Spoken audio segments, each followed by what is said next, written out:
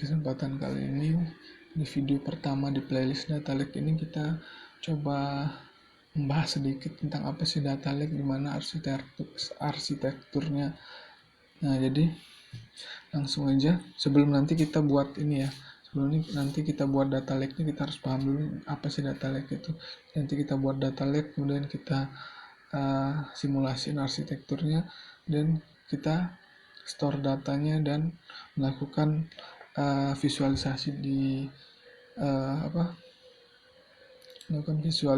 di Tableau. Oke, sengaja. Jadi data lake itu dianalogikan seperti sebuah danau data yang mana sumber airnya itu atau sumber datanya itu berasal bisa dari sosial media, Facebook, Twitter, bisa dari data pencarian, bisa dari data organisasi dan segala macamnya ya. Kemudian di sini semua data itu yang mau tidak terstruktur, semi terstruktur, semuanya disimpan jadi satu dalam satu danau data. Kemudian nanti orang-orang yang mau menggunakannya itu tinggal melakukan filter sesuai kebutuhan mereka terhadap data tersebut. Contohnya misalnya kita anggap datanya seperti danau ya. Nah, air di danau tersebut atau data tersebut, air di danau tersebut bisa digunakan dalam bentuk berbagai macam ya. Misalnya mau digunakan sebagai air mandi atau air minum atau untuk masak dan sebagainya. Jadi orang-orang yang menggunakan ini tinggal melakukan filter sesuai kebutuhan mereka. Kalau orang pengen gunakan sebagai air minum, berarti kan dia harus benar-benar memfilter air di danau tersebut kan, berarti datanya harus benar-benar bersih dan terstruktur sesuai kebutuhan mereka kan. Jadi mereka melakukan filter terhadap datanya dari data lake tersebut. Kurang lebih seperti itu. Jadi datanya dia nyimpan semua data di dalam data lake-nya. Jadi dia support data terstruktur, unstruktur, dan atau semi terstruktur. Jadi disimpan semua dari satu storage. Nah, selanjutnya, ini perbedaan data lake sama data warehouse ya. Biasanya orang di internet atau di luar itu membandingkan antara data lake sama data warehouse. Jadi perbedaan sederhananya itu kalau data lake itu dia data yang benar-benar masih raw data, masih belum diapa-apain, masih kotor banget, masih ada residu dari berbagai macam sumbernya belum dibersihin. Sedangkan kalau data warehouse dia sudah menyesuaikan atau sudah difilter berdasarkan kebutuhan organisasinya. Jadi kurang lebih kayak gitu. Kalau mau lengkapnya bisa kunjungin ini ya. Selanjutnya, nah ini ada lambda arsitekturnya. Kalau di playlist data warehouse, data visualisasi itu kita sudah buat ini ya, dari organisasional data dan jadi data warehouse, kemudian di report ke dashboard. Ini bisa juga dari data ini jadi data machine learning buat di analisa lebih advance-nya ya. Nah, sekarang bagian kita itu kita buat yang ini. Nah, kita buat yang ini.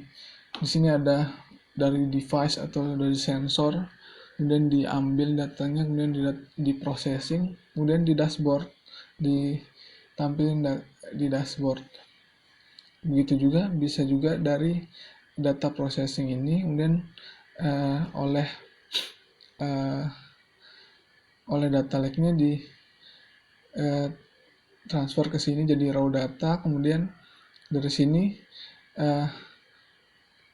data kurasi ini maksudnya data yang dari raw data yang masih kotor itu difilter lagi sesuai kebutuhannya baru masuk ke data warehouse-nya. Kurang lebih kayak gitu ya. Baru kemudian dianalisa lagi, buat dashboard dan analitiknya.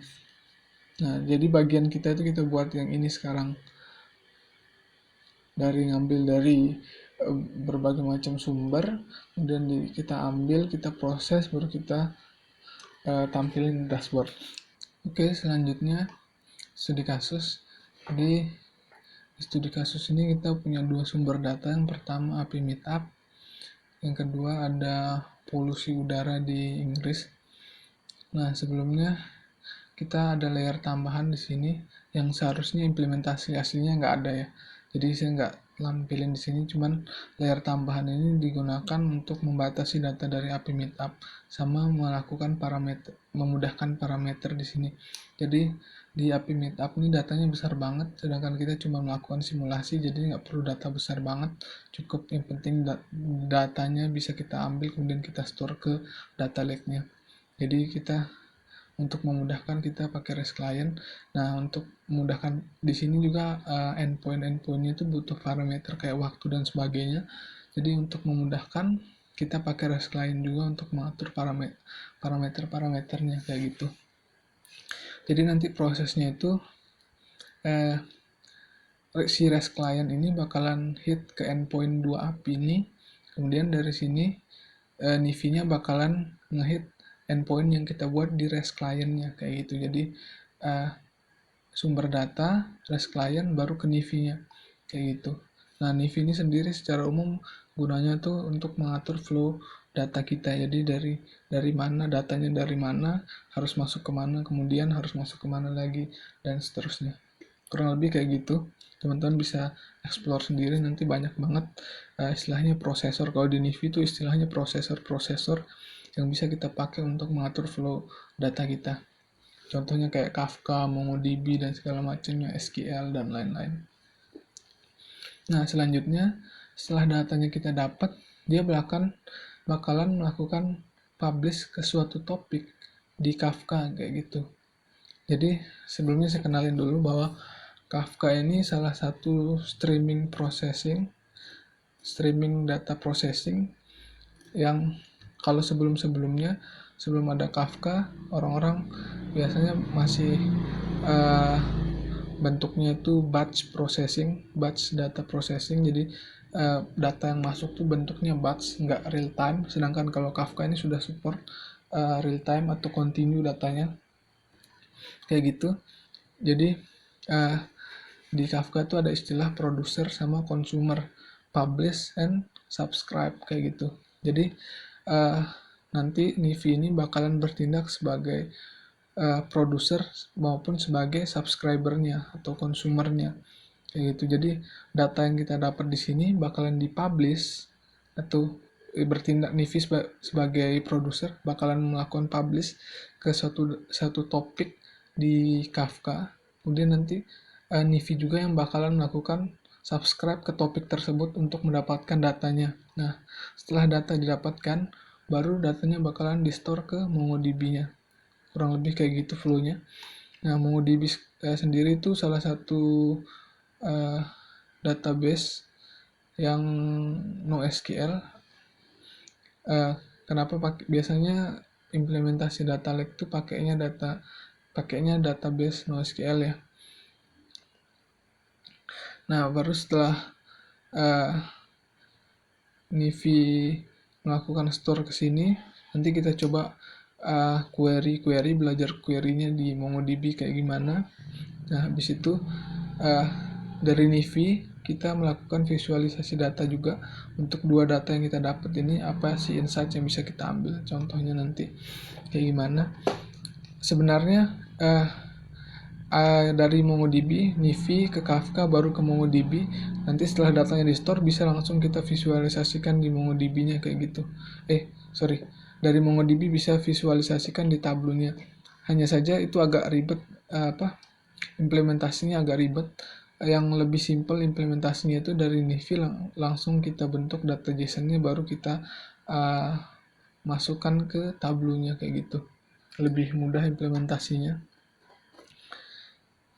Nah, dari sini kurang lebih kayak gitu aja datanya, saya ulang ya. Jadi dari ini ambil datanya REST client ngehit 2 endpoint ini, masuk ke Nivi ngehit dulu REST client, baru masuk ke Nivi, baru Nivi melakukan publish ke Kafka, Nivi juga melakukan subscribe ke Kafka, baru dapat datanya dari Kafka, baru store ke MongoDB. Kemudian kita melakukan query sedikit di sini belajar. Kemudian di sini kita dari Nivi kita melakukan visualisasi data untuk dua sumber data ini. Kurang lebihnya kayak gitu untuk studi kasusnya.